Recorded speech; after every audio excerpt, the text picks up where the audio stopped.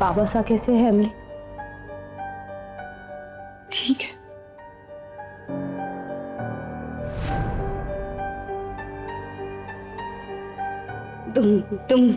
तुम कैसी हो अमली?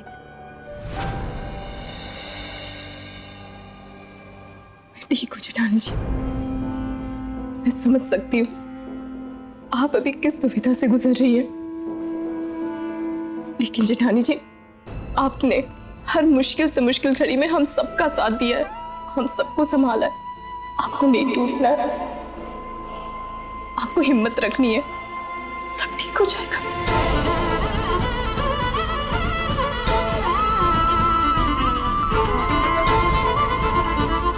जेठानी जी सब ठीक होगा।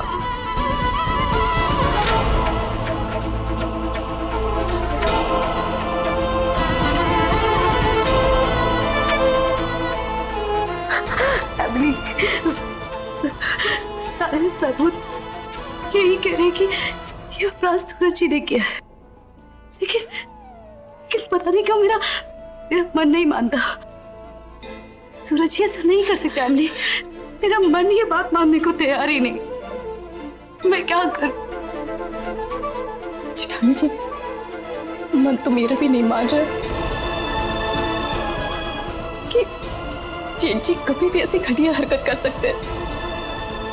जिस इंसान ने पूरे जीवन में सिर्फ रिश्तों को अहमियत दी, वो इंसान पैसों के लिए रिश्तों का कत्ल नहीं कर सकता।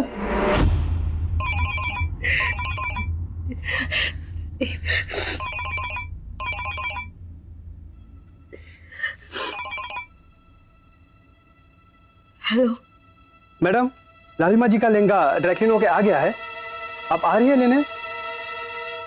और कुछ बताना भी है आपको? हाँ मैं भी आती हूँ। आप इंतजार कीजिएगा। हाँ मैं पहुंच रही हूँ अभी।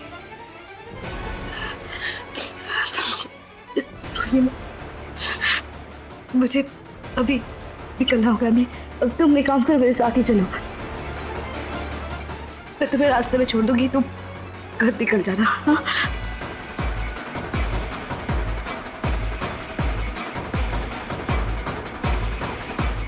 चलो।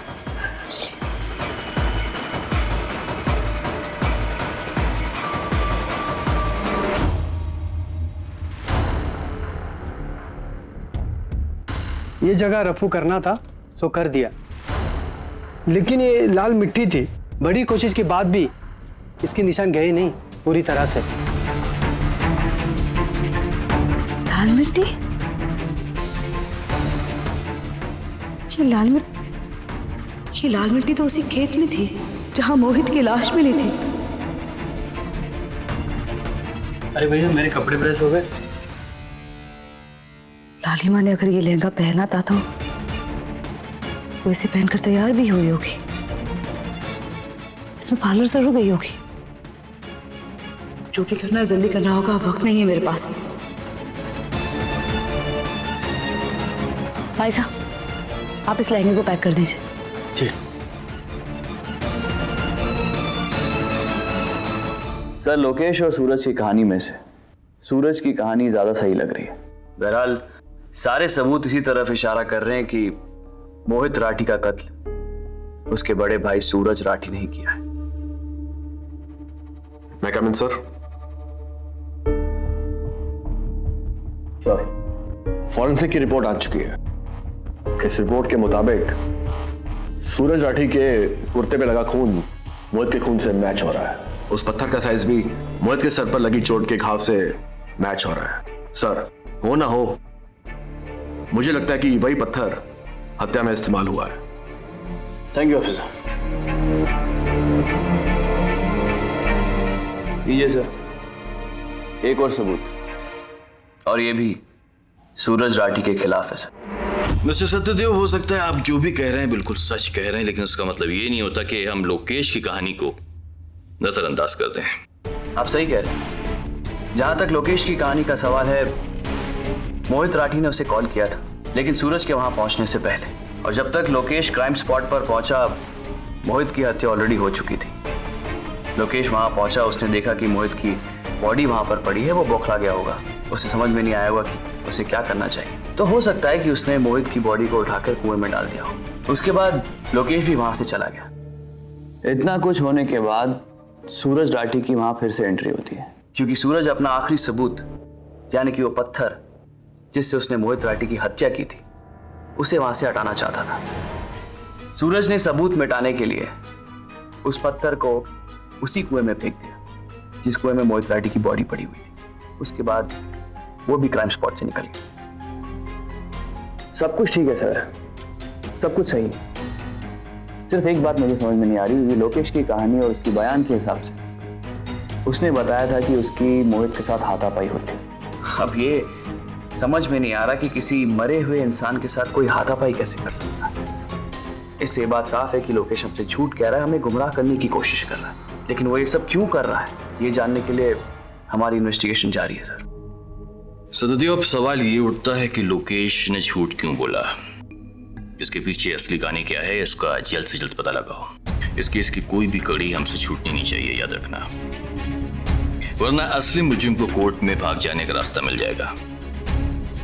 Anyhow, I'm really proud of you कि तुम दोनों ने कड़ी मेहनत की और असली मुजरिम तक पहुंचे। Thank you sir. और इस केस को CIB तक जाने से रोका, वरना तुम जानते हो कि डिपार्टमेंट की कितनी बड़ी बदनामी होती है। ये लड़की 16 दिसंबर को अपनी सगाई के लिए आपके पास तैयार होने के लिए आई थी इसी पार्लर में। इसकी कोई पिक्चर ली थी क्या, कोई फोटो, जब ये तैयार हो गई थी पूरी तरह से? ऐसी पिक्चर लेते हैं ना आप लोग? जी हाँ, मैं पहचान गई इसे। इसकी फोटो भी है हमारे पास में। एक मिनट। हाँ,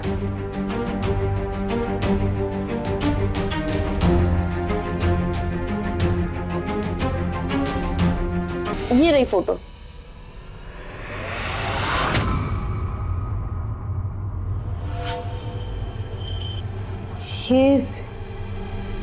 यही लहंगा पहन कर ये यहाँ से गई थी? लालिमा ने सगाई के दिन मीनाक्षी का दिया हुआ लहंगा पहना था, और वो मिट्टी के दाग बता रहे हैं कि उस दिन लालिमा उसी खेत में गई थी। इसका मतलब लालिमा झूठ बोल रही थी। वो लहंगे की बात इसलिए छिपा रही थी कि वो शायद इस लहंगे में खेत में गई थी। आपको याद है कि ये उस दिन 16 नवंबर को यहाँ से तैयार होकर कितने बजे तक गई थी? हाँ, एक मिनट।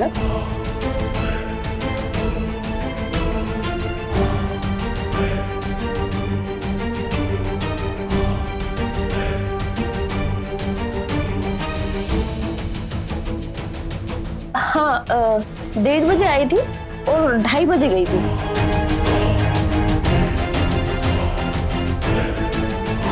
आपको याद है कि उस दिन कुछ अटपटा लगा आपको? कुछ याद रह गया? वो उस वक्त किसी से फोन पर बात कर रही थी और कह रही थी कि यहाँ से रेडी होकर सीधा खेत पर जाएगी। और मुझे थोड़ा सा अजीब सा लगा कि इतना रेडी होकर कोई खेत पर, बस इसीलिए मुझे याद रह गया। लालिमा किसी से भी बात कर रही, लेकिन वो यहाँ से सीधा खेत पर गई, जहाँ पहुँचने में उसे ज्यादा से ज्यादा 15 मिनट लगे होंगे। तो वो अंदाजन 2:45 तक पहुँच गई होगी। और पोस्टमार्टम के हिसाब से मोहित भैया 2:45 बजे तक जिंदा थे। मतलब लालिमा वहां मोहित से मिली थी जब वो जिंदा थे। लेकिन ये बात लालिमा ने किसी को नहीं बताई। आखिर लालिमा छिपा क्यों रही है? क्या लालिमा मोहित की कातिल हो सकती है, या फिर मोहित के कातिल से उसका कोई संबंध है?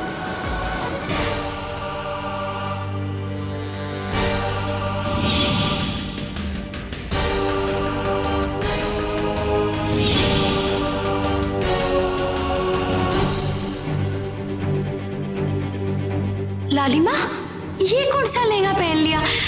मैंने जो तुम्हें वो सुंदर वाला लहंगा दिया था वो क्यों ना पहना? उसकी फिटिंग थोड़ी ठीक नहीं थी, इसलिए नया खरीद लिया। मुंह क्यों उतरा हुआ है? सब ठीक है ना?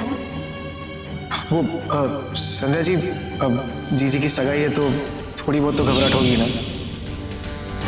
सूरज जी के बयान से लालिमा की कहानी का कोई कनेक्शन हो सकता है।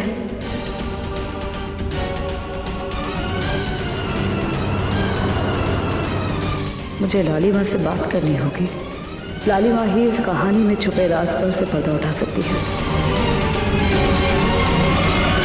लालिमा, लालिमा, लालिमा! जेठानी जी, जेठानी जी जरा धीरे। वापस आपको बहुत मुश्किल से नींद आई है। बात क्या हुई है? लालिमा कहाँ है? लालिमा, लालिमा तो कल रात को ही गांव चली गई। लोकेश बता रहा था कि उनके गांव में किसी की तबीयत खराब हुई है, तो वो उनसे मिलने गई है। पर बात क्या हुई है? कहाँ चली गई? लोकेश कहाँ है? लोकेश तो बाहर किसी काम से गया, बस आता ही होगा। जेठानी जी, मैं परी को देख कर आती हूँ।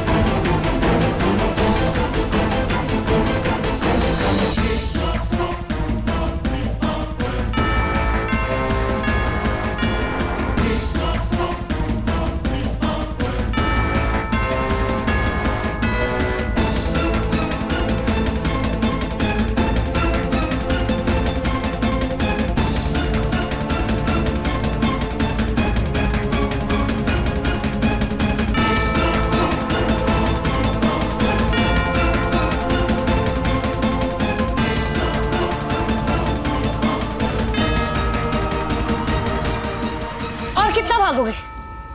छिपा क्या रहे हो तुम लोकेश? बोलो! मैं तुम्हें अपना माना और तुम अपनी बहन को बचाने के लिए ये खेल खेल रहे हो? ये बिल्कुल झूठ है। आप प्लीज मेरी जीजी को बीच में मत लाइए। संध्या जी, मैंने आपसे सब कुछ कह दिया है और अब क्या जानना चाहती है मुझसे? सच जो अब तक तुमने नहीं बताया, बताओ क्या है सच? तुमको सब सच बताया। मैं बिल्कुल झूठ नहीं कहा आपसे। झूठ बोलना बंद करो लोकेश, मैं बहुत कुछ जान चुकी हूँ। जी मेरी बात मानिए, मैं सब कुछ सच कह रहा हूँ, मैं कुछ झूठ नहीं बोल रहा। पुलिस स्टेशन लेकर जाओ इसे, कस्टडी में रखना। मैं कह रहा हूँ ना। चलो बैठो बैठो बैठो।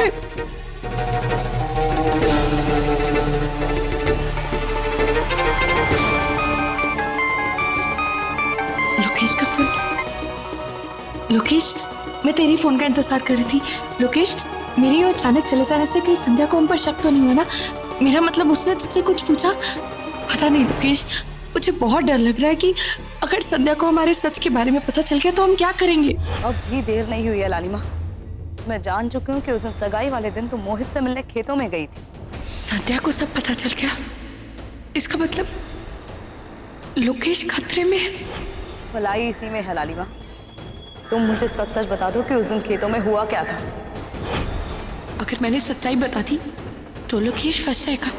जवाब दो लालिमा। लालिमा, देखो मैं बहुत परेशान हूँ, मुझे सच जानना है। बताओ पूरा सच क्या है? नहीं, मैं संध्या को कुछ नहीं बता सकती।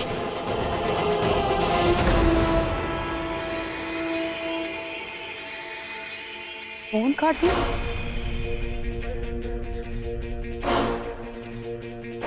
आप जिस नंबर पर कॉल करने की कोशिश कर रहे हैं वो फिलहाल बंद है। मेरा शक बिल्कुल सही था। दोनों भाई बहन बहुत बड़ा सच छुपा के बैठे हैं, लेकिन कब तक?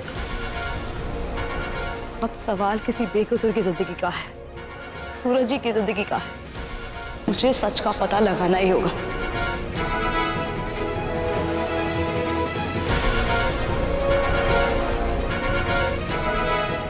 हेलो, मैं तुम्हें एक नंबर एसएमएस कर रही हूँ। फौरन उसकी लोकेशन का पता लगाओ और जिसका ये नंबर है उसे अरेस्ट करके पुलिस स्टेशन लेकर आओ। कल सुबह सूरज जी को कोर्ट में पेश किया जाएगा। उससे पहले मुझे सच का पता लगाना होगा, सूरज जी को बचाना होगा। आधा सच जानी हूँ। पूरा जानने के लिए ही तुम्हें फोन किया। अब भी देर नहीं हुई है लालिमा। मैं जान चुकी हूँ कि उस दिन सगाई वाले दिन तुम मोहित से मिलने खेतों में गई थी। भलाई इसी में है लालिमा। तुम मुझे सच सच बता दो कि उस दिन खेतों में हुआ क्या था। मुझे सच जानना है। बताओ पूरा सच क्या है।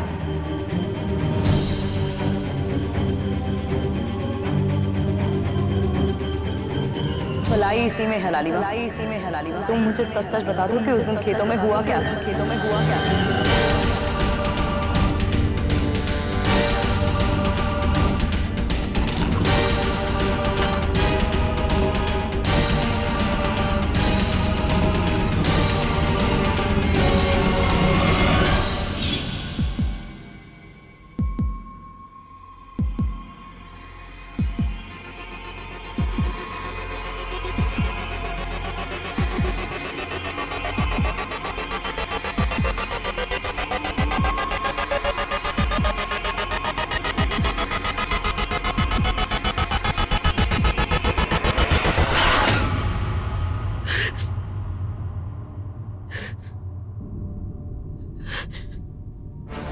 लोकेश जरूर बहुत बड़ी मुसीबत में है।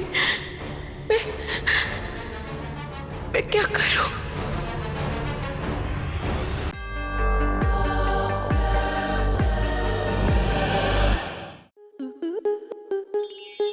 स्टार प्लस के ऐसे ही और बेहतरीन लम्हे देखने के लिए सब्सक्राइब करें हमारे YouTube चैनल को।